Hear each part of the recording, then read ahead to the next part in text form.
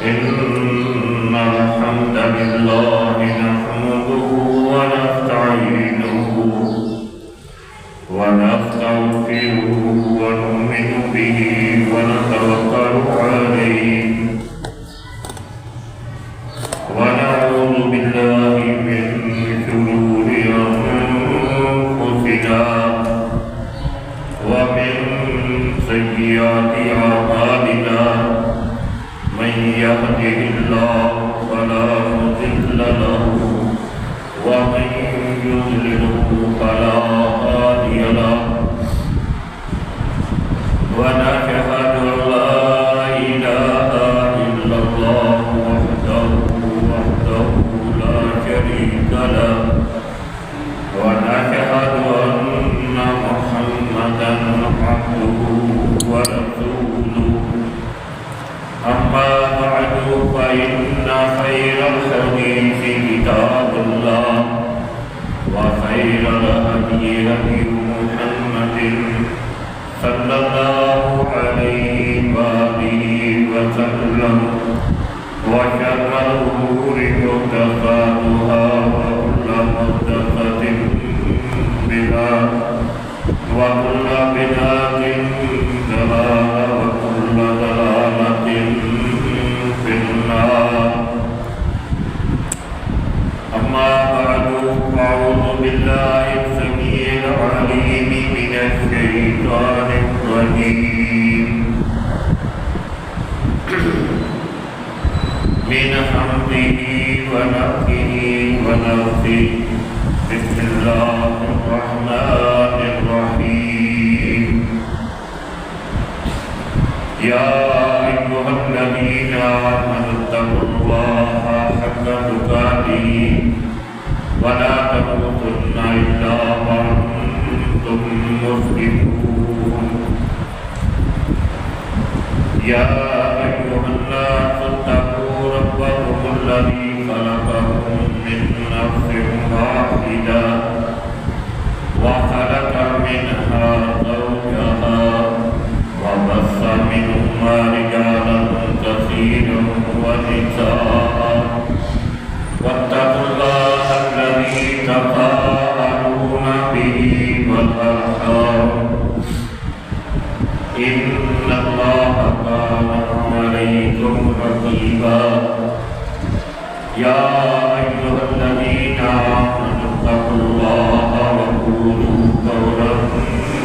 سديدا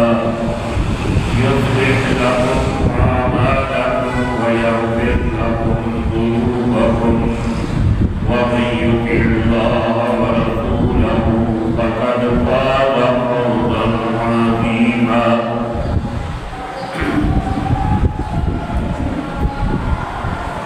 رب اشرح لي صدري ويسر لي أمري واحلل عقدة من لساني يفقهوا قولي. رب زدني علما رب زدني علما رب زدني علما. اللهم صل على محمد وعلى آل محمد كما صليت على إبراهيم وعلى آل إبراهيم إنك حميد مجيد. اللهم بارك على محمد وعلى آل محمد كما باركت على إبراهيم وعلى آل إبراهيم إنك حميد مجيد. قال الله تبارك وتعالى في سورة البقرة: شهر رمضان الذي أنزل فيه القرآن هدى للناس وبينات من الهدى والفرقان.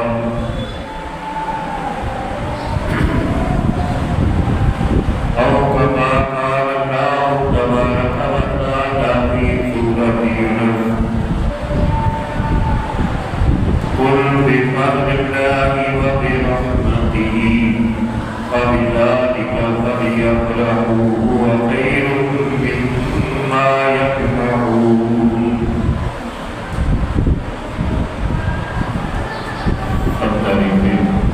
اللہ سبحانہ و تعالی کی ذات کا مقام کے لیے پوری خالق اللہ شکر گزار اور بڑے رسول خدا درود و سلام محمد رسول اللہ صلی اللہ علیہ وآلہ وسلم کی شان اقدس مقدس مطالعہ کا کہ جن کی وساطت سے اللہ تعالیٰ نے اپنا پسندیدہ دین اسلام پر اور انسان تک پہنچایا اپنی عظیم کتاب قرآن پاک آپ صلی اللہ علیہ وآلہ وسلم کے توسط سے امت محمدیہ اور پورے جہانوں کے پاس پہنچائی پورے لوگوں کے پاس پہنچائی جنوں اور انسانوں کے لیے یہ عظیم کتاب محمد رسول اللہ صلی اللہ علیہ وآلہ وسلم کے توسط سے ہدایت کا سبب بنی جو اس کی طرف آتا ہے اسے ہدایت ملتی ہے جو اس کے جتنا قریب آتا ہے اتنا ہی یہ قرآن پاک اس کے قریب جاتا ہے تو اللہ تعالیٰ کی دونوں رفتے برکتیں محمد رسول اللہ صلی اللہ علیہ وآلہ وسلم کی ذات اقدس نے کہا تھا کہ مومنوں کے لیے مؤثر عوام الناس کے لیے مؤثر رحمۃ للعالمین وما ارسلناک الا رحمۃ للعالمین اللہ تعالیٰ کی رحمتیں برکتیں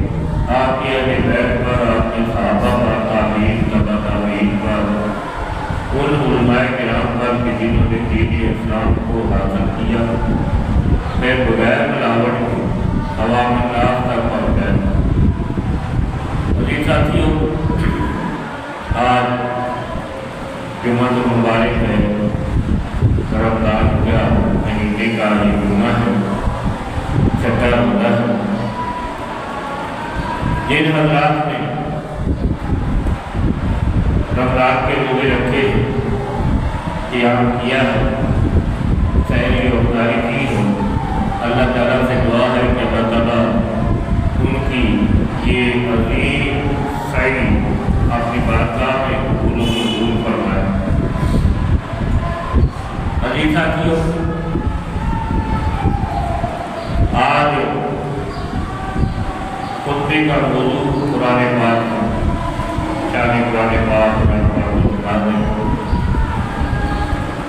محترم ساتھیوں انشاءاللہ العظیم اگلا خطبہ جبکہ بدر کے موضوع پر ہوگا اللہ کی رحمت سے اللہ تعالیٰ توفیق دے اللہ تعالیٰ جو ہم بیان کریں قرآن و حدیث کے مطابق بیان کریں اور پھر قرآن و حدیث کے مطابق اللہ تعالیٰ ہمیں عمل کی توفیق عطا فرمائے محترم ساتھیوں اللہ رب العالمین نے سورہ بقرہ دوسرے پارے میں رمضان مبارک کے روزوں کا ذکر بیان فرما کر اس کے ایک آیت کے شروع میں یوں بیان فرمایا کہ شہر رمضان کا مہینہ وہ ہے کہ منزل فیہ القرآن جس میں اللہ تبارک و تعالیٰ نے اپنا قرآن پاک نازل فرمایا اور عزیز ساتھیوں اللہ تبارک و تعالیٰ نے کیا فرمایا کہ یہ قرآن عظیم ہدی للناس ہدایت ہے لوگوں کے لیے وبینات من الہدی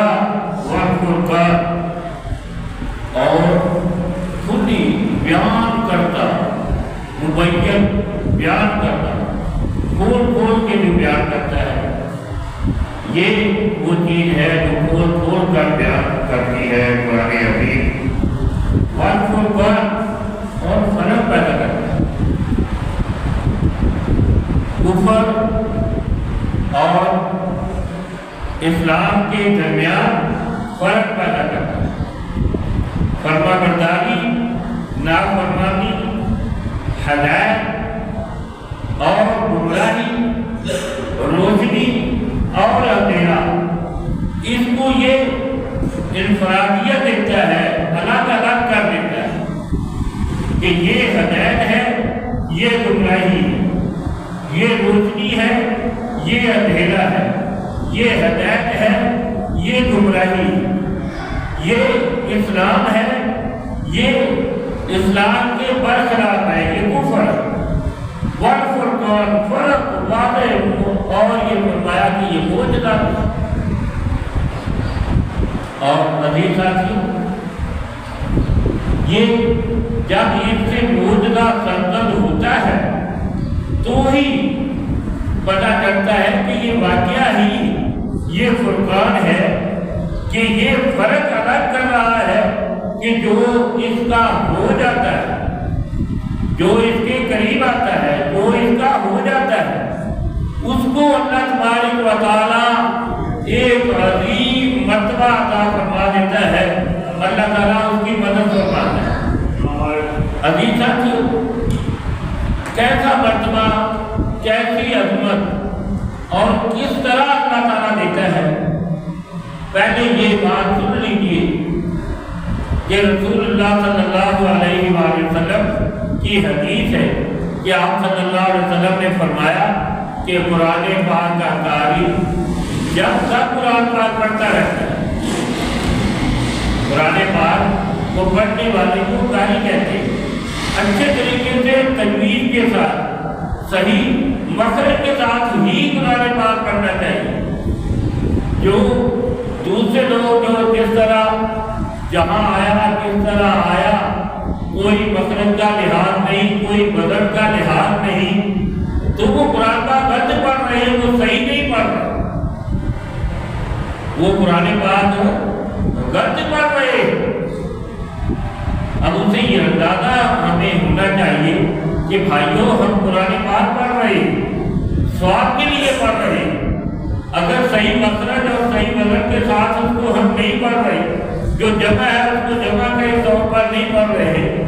جو تسنیہ ہے تسنیہ کے طور پر نہیں پڑھ رہے، اور جو واحد ہے اس کو واحد کے انداز میں نہیں پڑھ رہے،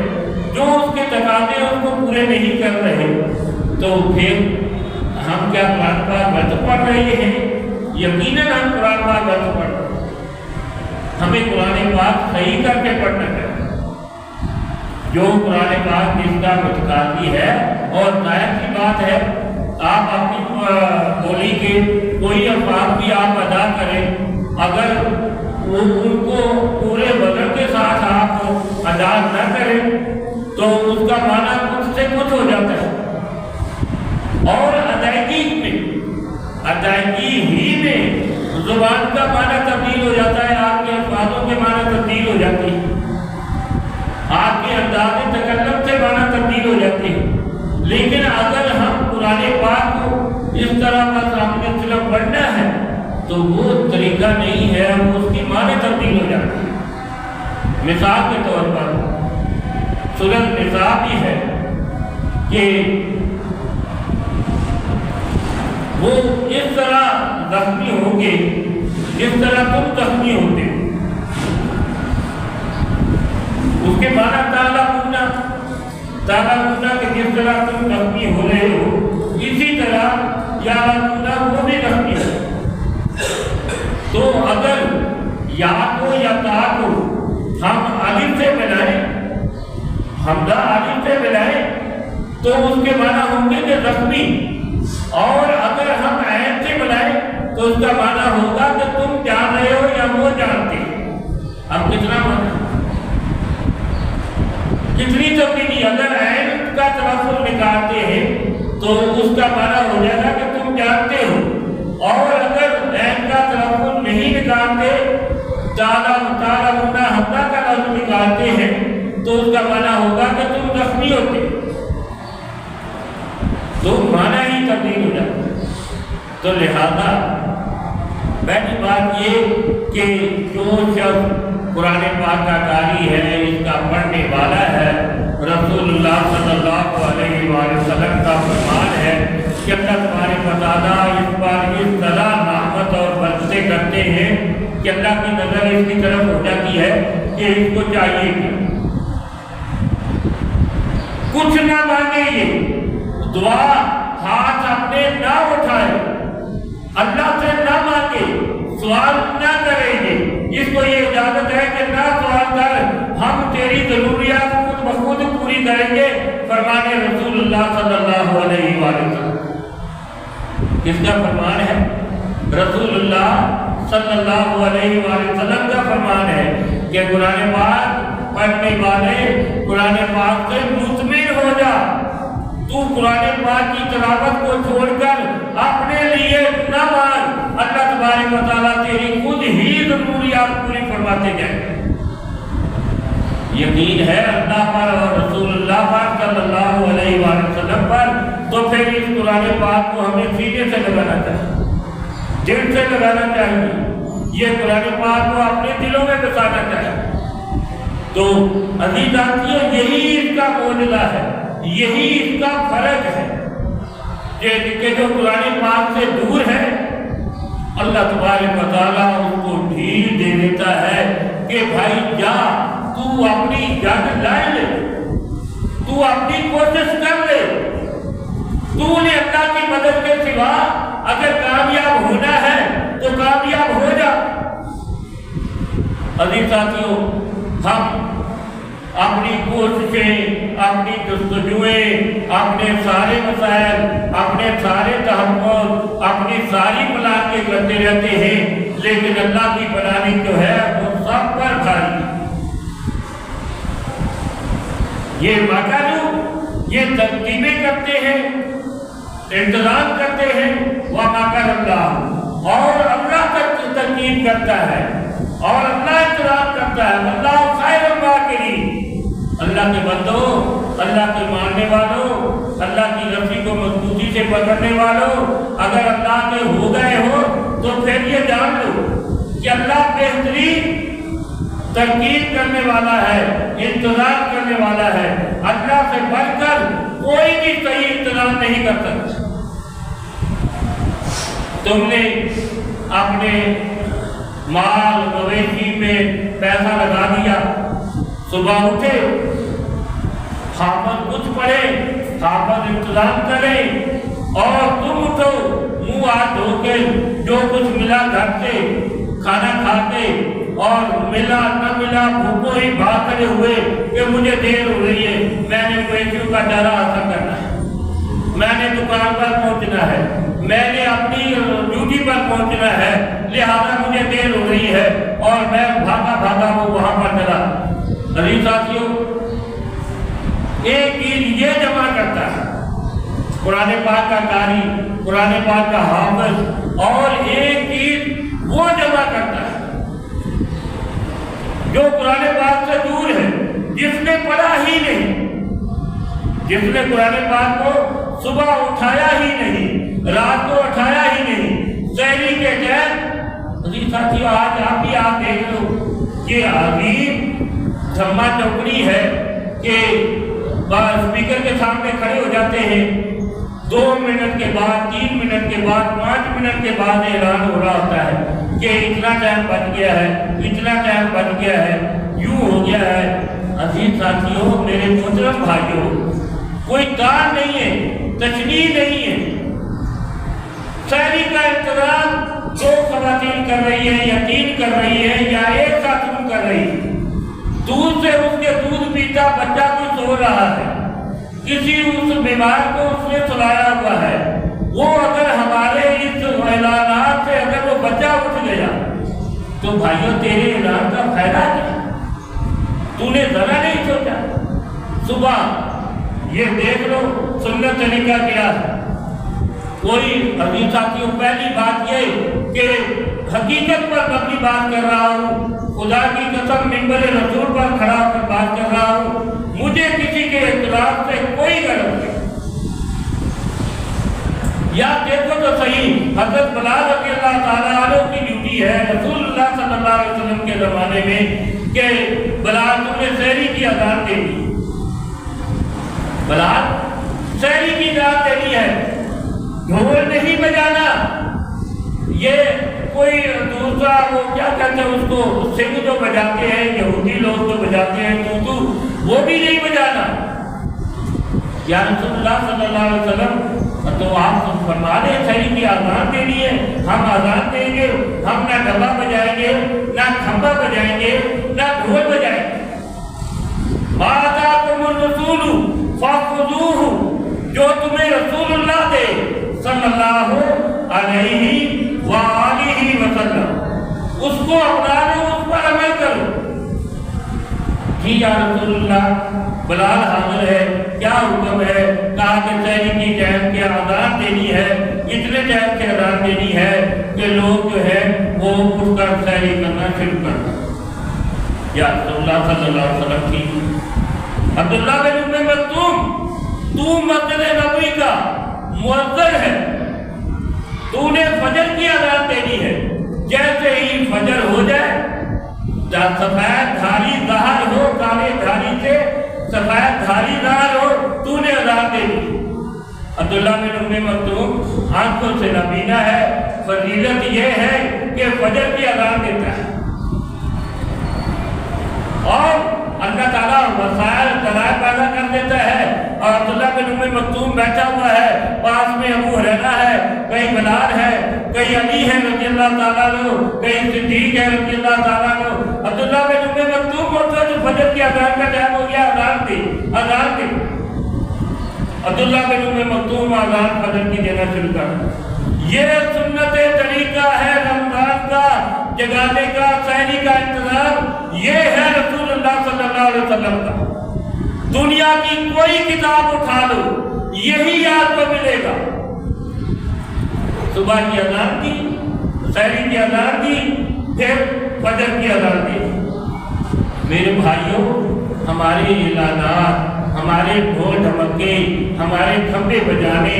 کہیں بے رحمی کا سبب تو نہیں بن رہا ہے؟ کہیں جو بیچاری سحری کا انتظام کر رہی ہے اس کے بچے کو اٹھانے کا سبب تو نہیں بن رہا ہے جو دودھ پلا رہی ہے؟ اب اٹھے گا یہ بچہ، سحری وہی رہ جائے گی، یہ اس کو اپنی گود میں لے کر بیٹھ گئے۔ یہ جو بزرگ، جو بوڑھا، جو فلانا ڈھیلا بیمار جو ہے، اس نے پتہ نہیں کیا دوائی کھا کر، اور جب پیشاب اس کو تنگ کر کے جب اس کے جسم میں سے پانی ختم ہو گیا،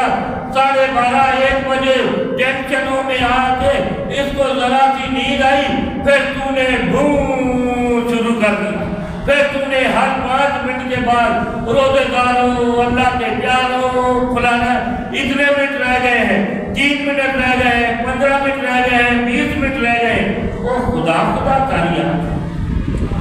کچھ تو عوام کو کچھ سانس لینے دے سکتا۔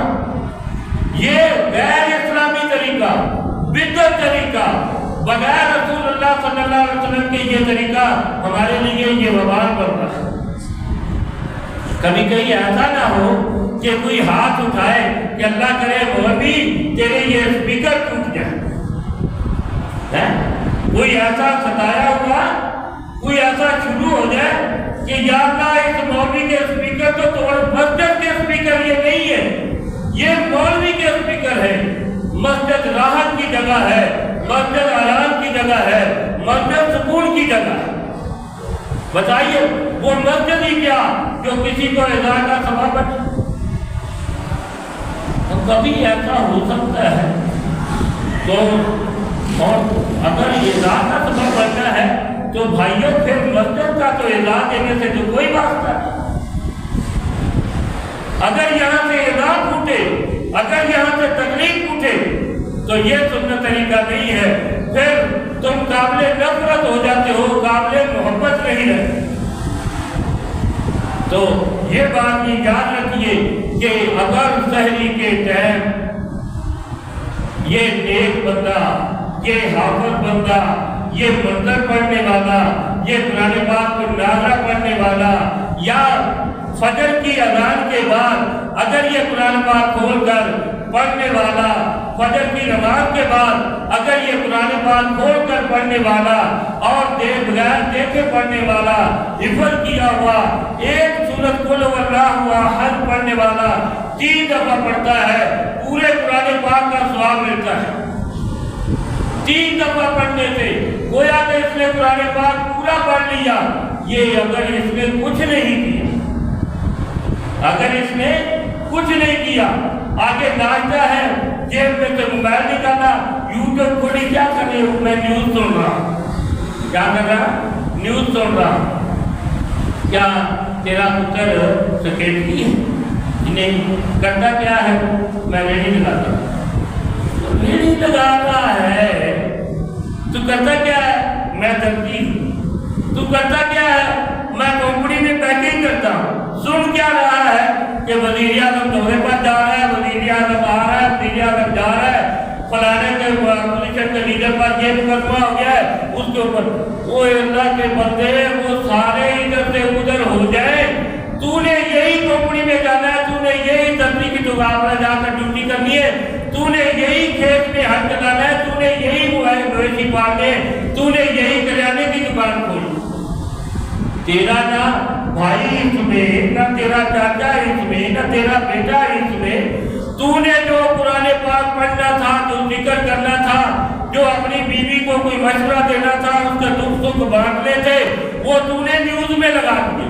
نیوز سن رہا ہے، نہیں بات کا ہے۔ اور خدا خدا کرو، وہ کرو جو تمہارے کرنے کے کام ہے۔ یہ جو اوپر بیان کیا ہے یہ کرنے کے کام ہے۔ کھولتا قرآن پاک، کوئی 2 الفاظ 1 رکوع پڑھ لیتا۔ اللہ کے نبی ہمیں اس سے حاصل کیا کہا؟ الف لام میم۔ میں نہیں کہہ رہا، بات مانو تو صحیح ہے، کوئی رسمی بات نہیں ہے، یہ بڑی خاص بات ہے۔ اللہ کے نبی کیا کہا کہ الف لام میم، اے میرے امتی یہ ایک لفظ نہیں ہے، یہ 3 لفظ ہے۔ تیرے ایک ایک لفظ کے بدلے میں اللہ تجھے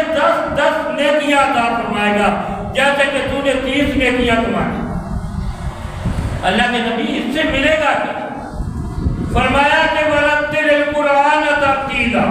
وَرَتِّلِ الْقُرْآنَ تَرْتِيلًا، تو ترتیل سے قرآن پاک پڑھتا جا، جہاں تیری ایک آیت پوری ہوگی وہاں تیری جنت کی سیڑھی ہوگی،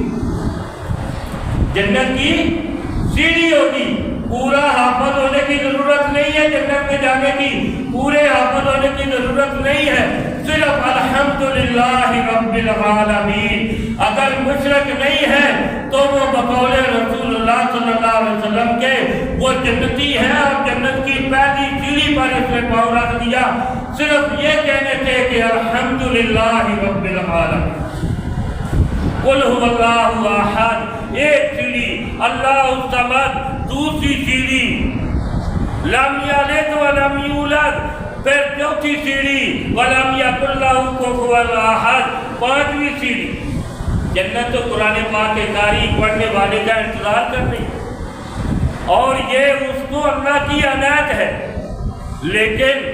یہ کہہ رہا ہے کہ بھائی اس میں تو مجھے دیر ہو جائے گی، لہذا بھڑکے مارتا ہوا، لڑتا ہوا، بکواس بکتا ہوا، گالیاں بکتا ہوا گھر سے باہر نکلے گا، چیزیں پھینکتا ہوا، توڑتا ہوا، اور گھر والے بھی کہیں گے یا اللہ اینو مگر اللہ جلدی ہو جائے، یہ جلدی چلا جائے، نہ السلام علیکم ورحمۃ اللہ، نہ وعلیکم السلام، نہ ایسا نہ کچھ نہیں ہے۔ گھر والے کہہ رہے اللہ کرے خیر سے چلا جا۔ جب تو نے اللہ کو چھوڑ دیا ہے، قرآن پاک کو چھوڑ دیا ہے، صبح اللہ کا نام نہیں لیا، نماز نہیں پڑھی، تو تجھ سے اگر گھر والے تنگ ہو تو اس سے بڑھ کر اور بدنصیب کیا ہے؟ میں نہیں کہتا، رسول اللہ صلی اللہ علیہ وآلہ وسلم فرمایا وہ شخص معاشرے کا، وہ شخص لوگوں کا، وہ شخص اپنے معاشرے کا سب سے برا ترین شخص ہے۔ کہا یا رسول اللہ صلی اللہ علیہ وسلم کون؟ کہا کہ جس کی لغویات، جس کی فضولیات، جس کی گالی گلوچ سے، اس کے بد زبانی سے، اس کے آس پاس ملنے تعلق والے وہ تنگ ہو، وہ سب سے برا انسان۔ گالی اتنی بری گالی اور گالی بک رہا ہے کہ اس سے ملنے جلنے تعلقات والے، اس کے رشتے دار، اس کے بیٹے، اس کی بیٹیاں بہویں پریشان ہیں، تنگ ہیں، تو فرمایا کہ یہ سب سے برا ہے۔ جس کو رسول اللہ صلی اللہ علیہ وسلم کہے کہ یہ برا شخص ہے، وہی ہم وتیرہ بنا دیں تو پھر ہمارا کیا حال؟ بہرحال عزیز ساتھیوں، اگر اللہ تبارک و تعالیٰ کی رحمت سے یہ قرآن پاک سے وابستہ رہ کر اپنی زندگی گزار رہا ہے اور وہ سرپٹ بھاگ رہا ہے، یہی میں کہہ رہا تھا کہ ایک اپنے کاروبار پر مگن ہے اور ایک اللہ پر توکل کر کے جہاں جس وقت پورا ہوتا ہے، یہ اس وقت کی ڈیوٹی ہے، فجر کی ڈیوٹی ہے، فجر پڑھی اٹھ گئے چلے، جب نماز پوری ہو گئی چل دیے، جب ظہر کا ٹائم ہوا اللہ اکبر وہاں چیزیں رکھ دی واپس آ گئی۔ بڑا یہ اس چیز کو سنبھال رہا ہے کہ کیا اللہ کا حکم ہے، اور وہ سب پر بھاگ رہا ہے کہ میں نے اپنے قوت بازو سے مال جمع کرنا ہے۔ پتہ ہی جب چلتا ہے کہ وہ محفوظ ہو جاتا ہے، اس کی آخرت محفوظ ہو جاتی ہے، اس کی نسلیں بہترین ہوتی ہیں، اور اس کا جو مال ہے وہ جہاں تھانے کچہریوں کے حوالے ہو جاتا ہے یا پھر ڈاکٹروں کے حوالے ہو جاتا ہے۔ وَمَكَرَ اللَّهُ وَاللَّهُ خَيْرُ الْمَاكِرِينَ۔ وہ ترکیبیں بناتے ہیں، انتظام کرتے ہیں، اور اللہ بھی انتظام کرتا ہے، بندوبست کرتا ہے، اور اللہ بہترین بندوبست کرتا ہے۔ عزیز ساتھیوں، کئی میری طرح یہاں اس عمر کے اس حصے میں بیٹھے ہوئے ہوں گے جنہوں نے اپنا سر توڑ لگا دیا، پتہ ہی نہیں چلا، پیسہ آیا، پیسہ ریت کی مٹھی کی طرح ختم ہو گیا، پیسہ بھی ختم ہو گیا، کسی نے ایمان بھی اس پر قربان کر دیا، جوانی بھی ختم ہو گئی، وسائل بھی ختم ہو گئے۔ اور اگر یہی فرمان رسول اللہ صلی اللہ علیہ وسلم کی طرح کہ اے نوجوان، اس جوانی کو غنیمت جان، بڑھاپے سے پہلے، بڑھاپے آنے سے پہلے اس اپنی جوانی کو غنیمت جان، اللہ کے حضور اللہ کی بارگاہ میں کھڑا رہے، صبح فجر نماز ظہر عصر مغرب عشاء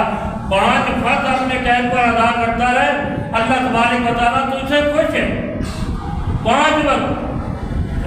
وقت نماز پڑھتا رہے، اللہ تعالیٰ تجھ سے خوش ہے۔ رسول اللہ صلی اللہ علیہ وسلم ذرا کھول کے بیان فرمائیے، فرمایا رسول اللہ صلی اللہ علیہ وسلم نے کہ تحترقون، تم ظہر سے پہلے گناہوں کی آگ کو جلاتے رہتے ہو، دنیا داری بندہ انسان بشر۔ آ کر ظہر کی نماز پڑھی تو اللہ تبارک و تعالیٰ نے اس آگ پر ظہر کی نماز کی رحمت سے پانی ڈال دیا کہ اس نے گویا کہ کوئی گناہ کیا ہی۔ اور پھر اسی طرح عصر سے پہلے تم تحترقون آگ جلا رہے ہو، گناہوں کی جہنم کی آگ جلا رہے ہو، عصر کی نماز پڑھی، اللہ تبارک و تعالیٰ کی رحمت سے اللہ تم پر خوش ہو گیا، جیسے ہی رکوع میں گئے اللہ نے سارے گناہ معاف۔ میرے بھائیوں، اللہ کی رحمت اسی طرح عشاء تک برستی ہے۔ 5 نماز پڑھنے والے صرف فرض نماز ان سے نفل ہو جائے تو ٹھیک ہے، نہ ہو جائے تو کوئی ضروری نہیں، لیکن اگر تو نے مقابلہ کر لیا اللہ اور اس کے رسول اللہ سے، یہ اللہ سے مقابلہ ہے کہ اللہ آج تو کہتے ہیں کہ حیا علی الصلاۃ، حیا علی الفلاح، لیکن یہ کام ہے اگر چھوڑ دوں گا تو بچوں کو کھلاؤں گا کیا؟ آپ برعکس فرماتے ہیں، کہا کہ جمع کر لے بیٹا، جمع کر لے، تو جمع کر لے، نہ تیرے ہاتھ میں آئے گا نہ تیرے بچوں کے ہاتھ میں آئے گا، یہ اس طرح چلا جائے گا کہ تو دیکھتا رہ جائے گا، جیسے چڑیا اپنے پنجرے سے اڑ گئی اس طرح تیرا مال یہ چلا جائے گا۔ تو ساتھی، یہ وہ معجزہ ہے قرآن عظیم کہ جو اپنے پڑھنے والوں کو ہدایت بھی عطا فرماتا ہے، ہدایت بھی دیتا ہے۔ ہدی للناس، یہ قرآن عظیم ہدی للناس لوگوں کے لیے ہدایت ہے، وبینات من الہدی والفرقان، اور یہ واضح ہدایت ہے۔ کوئی ضرورت نہیں ہے کہ فلانا کیا کرتا ہے، بھیڑا کیا کرتا ہے، تو نے میں نے قرآن پاک پڑھنا ہے، یا اللہ کیا حکم ہے، یہ حکم ہے، وہاں سر ندون کر دینا ہے۔ اور اگر تو سے اس نے کیا بولا، اس نے کیا بولا، اس نے کیا کہا، وہ کیا کہتا ہے، اس کے لیے یہ ایک آیت سن لو قرآن پاک کی سورۃ نساء کی۔ عزیز ساتھیو، میں کبھی نہ بولوں لوگوں کی طرف، اپنے بھائیوں کسی کی طرف میں انگلی نہ اٹھاؤں اگر ممبر رسول پر نہ کھڑا ہوں۔ آپ نے جانا ہے نا، کل چلا جائے گا، پرسوں چلا جائے گا، اللہ تبارک و تعالیٰ فیصلے کر لے نہ، اس کو چھوڑ دے، اللہ تعالیٰ اس کو چھوڑ دے۔ اللہ کا حکم ہے، اللہ کی مرضی ہے، اللہ کی منشا چلتی ہے، میرے گھر کا خرچہ آنا ہے، کچھ نہیں ہے ہمارا کسی کے ساتھ کوئی خوشی اس بات میں ہے کہ اللہ کی رحمت سے یہ جنت میں چلا ہے، دکھ اس بات کا ہے کہ یہ خود بھی گمراہ ہو رہا ہے اور اس کے توسط سے گمراہی بھی پھیل رہی ہے، رسول اللہ صلی اللہ علیہ وسلم کی امت گمراہ ہو رہی ہے۔ وگرنہ عزیز ساتھیوں، میں آپ کو یہ بات بتاتا ہوں، اور آپ بھی محبت سے، علم سے، کوشش سے، جستجو سے قرآن پاک پڑھے کہ وَدُّوا لَوْ تَكْفُرُونَ، یہ پسند کرتے ہیں وہ لوگ نافرمان لوگ کہ لَوْ تَكْفُرُونَ، کہ یہ جو مولوی ہے نا، 2 4 5 جو حافظ ہے یا جو طالب علم ہے، جو نمازی ہے نا، یہ بھی ہماری طرح کافر ہی ہیں۔ ان کا پسندیدہ عمل کیا ہے کہ وَدُّوا لَوْ تَكْفُرُونَ، کہ کاش کہ یہ بھی بے نمازی ہو جائے، یہ بھی قرآن نہ پڑھے، یہ بھی قرآن سے محبت نہ کرے، یہ بھی بے روزے ہو جائے۔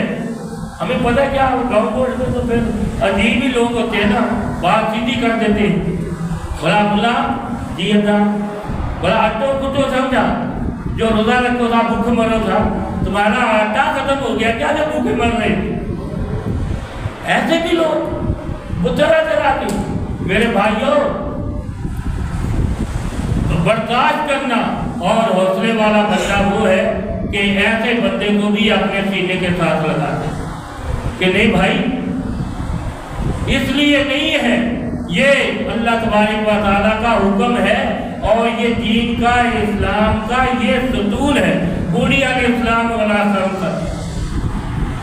تو عزیز ساتھیوں، اگر اس کو ہم نے وبینات من الہدی والفرقان، اگر ہم اللہ تبارک و تعالیٰ کی رحمت سے اس رسی کو مضبوطی سے پکڑا تو اللہ تبارک و تعالیٰ ہمارے لیے راستے کھولتے جائیں۔ اور اگر ہمیں نہ آسانیاں ملے، یہ ہے کہ کسی بھی راہ پر چلنے سے پہلے اس راہ کے بارے میں علم تو ہو، اگر ہمیں نہ آسانیاں ملے، کتنی ہزاروں حدیثوں کا حافظ ابو ہریرہ رضی اللہ تعالیٰ عنہ، اور کنگال اتنا کہ بھوکا بیٹھا ہوا ہے اور قرآن پاک کی آیت جو ہے وہ پڑھ کر اپنے ساتھیوں کو رسول اللہ صلی اللہ علیہ وسلم کو سنا رہا ہے، وَيُؤْثِرُونَ عَلَىٰ أَنفُسِهِمْ وَلَوْ كَانَ بِهِمْ خَصَاصَةٌ، کہ وہ لوگ جو اپنے اوپر دوسروں کو ترجیح دیتے ہیں وہ کتنے بہترین لوگ ہیں۔ وَمَن يُوقَ شُحَّ نَفْسِهِ، جو بخیلی سے اپنے آپ کو بچا لیتے ہیں وہ اولئک هم المفلحون، وہ فلاح پانے والے۔ یہ آیت پڑھ کر سنا رہا ہے کس کچہری کا بندہ، یہ بھی سنیے، کس کچہری کا بندہ، کس محفل کا بندہ رہتا مسجد نبوی میں ہے اور سیکھتا رسول اللہ صلی اللہ علیہ وسلم سے حدیث ہے۔ آپ صلی اللہ علیہ وسلم نے پوچھا کہ ابو ہریرہ جا کر اپنا گھر کیوں نہیں بسا لیتے؟ کہا یا رسول اللہ صلی اللہ علیہ وسلم، یہ چند گھڑیاں خدا نے دی ہیں،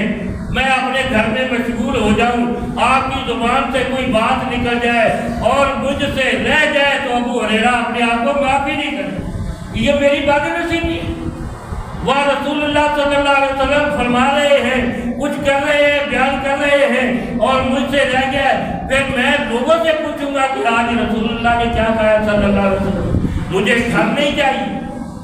تو بھائیوں یہ تو کوئی تنگی نہیں ہے، تنگی یہ ہے کہ نہ لا الہ الا اللہ نصیب ہے، نہ محمد رسول اللہ نصیب ہے، نہ صلی اللہ علیہ وآلہ وسلم نصیب ہے، نہ قل واللہ نصیب ہے، نہ الحمدللہ نصیب ہے، نہ بسم اللہ نصیب ہے۔ سینہ جو ہے جس کو رسول اللہ صلی اللہ علیہ وسلم نے فرمایا کہ یہ کھنڈر ہے، قرآن پاک کی کوئی آیت سینے میں نہیں ہے جس کو رسول اللہ نے کہا صلی اللہ علیہ وسلم کہ یہ کھنڈر ہے، ویسا سینہ لے کے گئے ہیں کنگالی۔ تو یہ